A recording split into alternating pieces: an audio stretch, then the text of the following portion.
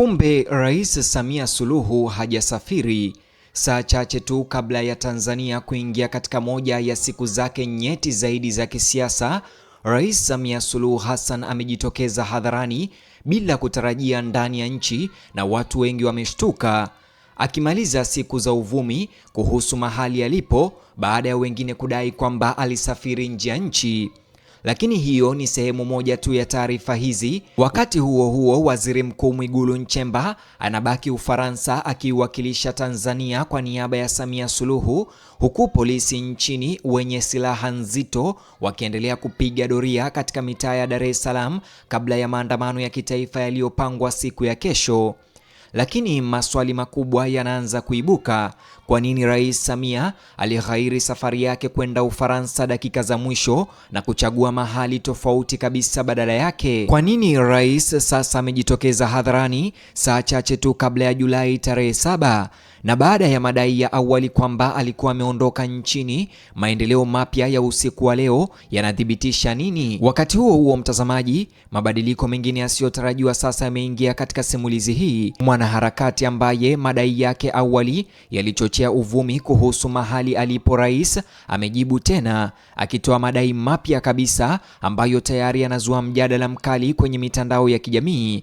Kwa hivyo alisema nini hasa wakati huu baada ya taarifa zake ya kwamba Samia amesafiri zikiwa ni za uongo? Kwa hivyo alisema nini hasa wakati huu, na yanalinganishwaje na ukweli uliothibitishwa ambao sasa umeibuka?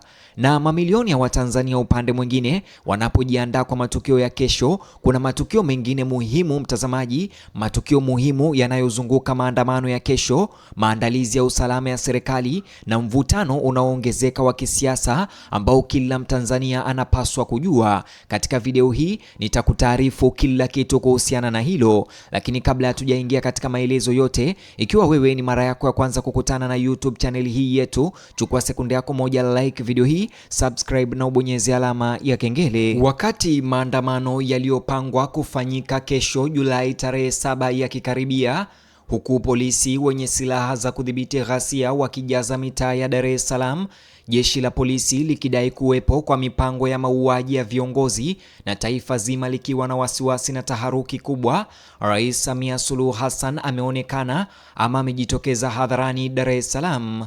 Picha hizo sasa zinasambaa sana mitandaoni. Rais Samia alipigwa picha katika hospitali ya Aga Khan jijini Dar es Salaam leo akimtembelea Sheikh Rashid Hamad Othman ambaye ni mlezi wa mwenyekiti wa taifa wa chama cha ACT Wazalendo, Othman Masoud Othman, anayepata matibabu katika hospitali hiyo. Picha hizo zinamwonyesha rais akiwa mtulivu, yupo eneo la tukio, na ikionyesha dhahiri ya kwamba rais yupo ndani ya mipaka ya Tanzania.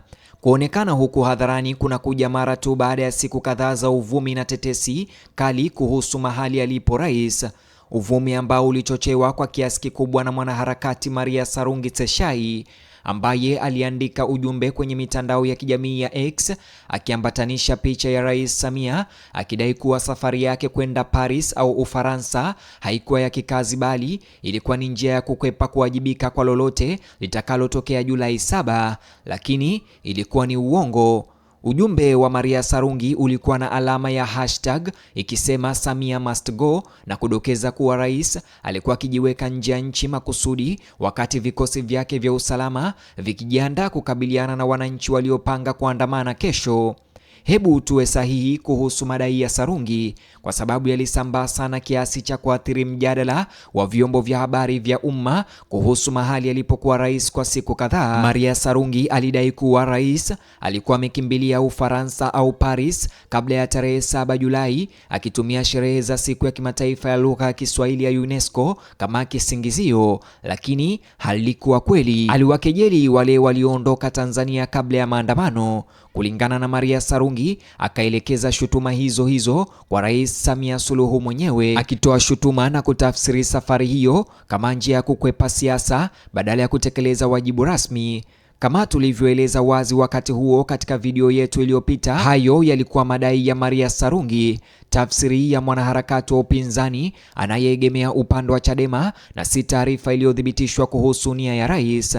Ukweli uliothibitishwa wakati huo ulikuwa kwamba Waziri Mkuu Mwigulu Nchemba amesafiri kwenda Ufaransa tarehe 6 Julai kumwakilisha Rais Samia katika sherehe za Kiswahili za UNESCO na wala rais hakuondoka. Picha hizi zilizoibuka za rais za leo zinathibitisha kwa kufikia jioni hii, usiku wa kuamkia tarehe 7 Julai, Rais Samia Suluhu Hassan yuko jijini Dar es Salaam nchini Tanzania. Yuko katika hospitali ya Aga Khan. Anajitokeza hadharani kwa namna inayoonyesha wazi kabisa kuwa yupo nchini katika kipindi cha kuelekea siku yenye unyeti mkubwa wa kisiasa ambayo Tanzania imekabiliana nayo tangu Oktoba mwaka 2025. Mtazamaji, kinachozidi kuvutia umma ni kwamba Rais Samia alionekana leo katika hospitali ya Aga Khan jijini Dar es Salaam akimtembelea mgonjwa aliyeunganishwa na chama cha upinzani ACT Wazalendo, mojawapo ya vyama vikubwa vya upinzani nchini, ambapo kiongozi wake Dorothy Semu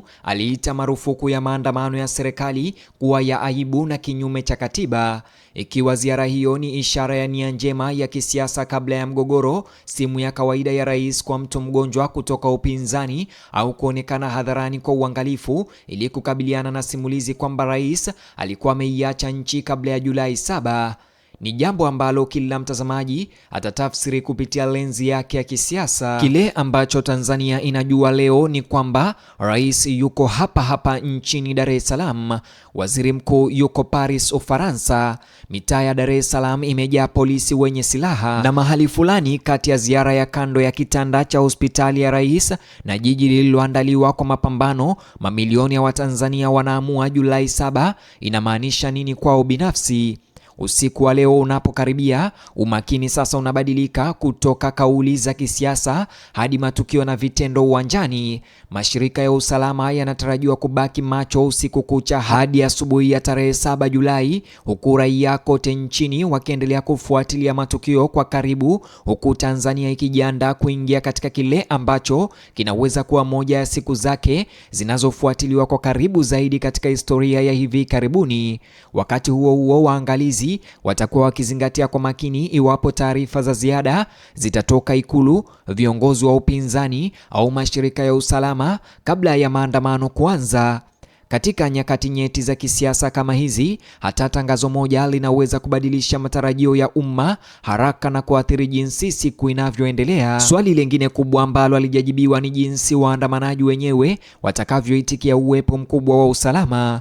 Ingawa waandaaji na wafuasi wameendelea kuitisha maandamano ya amani, mamlaka yameonya mara kwa mara kwamba vitendo vyovyote kinyume cha sheria vitashughulikiwa kulingana na sheria, na hivyo kuandaa siku ambayo itafuatiliwa kwa karibu kutoka kila pembe. Usikivu wa kimataifa pia unatarajiwa kuendelea kulenga Tanzania katika saa zijazo. Misheni za kidiplomasia, waangalizi wa kikanda na vyombo vya habari vya kimataifa vimefuatilia zaidi matukio ya kisiasa ya hivi karibuni, ikimaanisha kuwa matukio ya kesho yanaweza kupata umakini zaidi ya mipaka ya nchi.